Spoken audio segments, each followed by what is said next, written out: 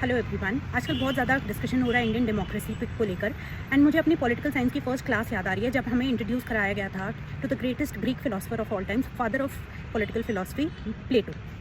प्लेटो का प्रॉब्लम ये था कि प्लेटो एथेंस से आते थे एंड एथेंस स्पार्टा से हार गया था वॉर में। एंड प्लेटो को ये बात बहुत चुभती थी, तो प्लेटो बहुत ज़्यादा क्वेश्चन करने लग गए थे कि ऐसा क्या है भाई स्पार्टा में जो मेरी कंट्री हार गई।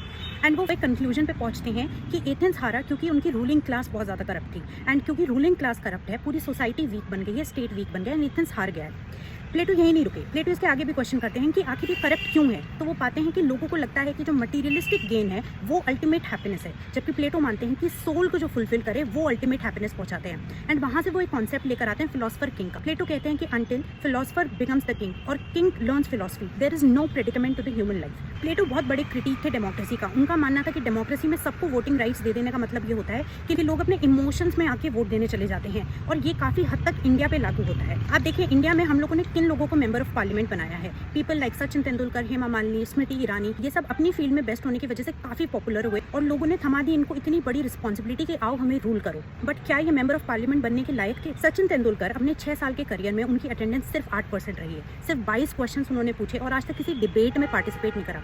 इसके अलावा खुद एक खिलाड़ी होने के बावजूद उन्होंने एक भी स्टेटमेंट नहीं दी महिला कुश्ती खिलाड़ियों के प्रोटेस्ट को लेकर। फिर आती है स्मृति ईरानी, जिनका हर घर सुनता था कहानी। वो विमेन मिनिस्टर थी, तब उनका मैरिटल रेप को लेकर क्या स्टेटमेंट आया था कि नॉट ऑल मेन आर रेपिस्ट्स। ऐसे बहुत एग्जांपल्स मिल जाएंगे। हेमा मालिनी, धर्मेंद्र, नवजोत सिंह सिद्धू, इन सबकी अटेंडेंस पार्लियामेंट में 1 to 6% रही है अपने पूरे पॉलिटिकल करियर में। डेमोक्रेसी में आम आदमी जब वोट करने जाता है तो वो सिर्फ प्रैक्टिकली ये नहीं सोचता कि आप मेरे कितने काम आएंगे, वो इमोशनली सोचता है कि आप कितने पॉपुलर हैं, आप कौन सी भाषा बोलते हैं, आपका धर्म क्या है, आपकी जात क्या है, और आपको इलेक्ट कर देते हैं। डेमोक्रेसी की इन सारी खामियों को समझते हुए प्लेटो सजेस्ट करते हैं कि फिलोसफर किंग को ही लीड करना चाहिए, क्योंकि उसके पास होगी विजडम, नॉलेज ऑफ ट्रूथ, ना कोई अपना परिवार ना अपनी प्रॉपर्टी, तो वो एकदम जस्ट लीडर की तरह एक्ट कर पाएगा और एक जस्ट सोसाइटी में ही हो सकती है पीस, प्रॉस्पेरिटी एंड एक्सेलेंस।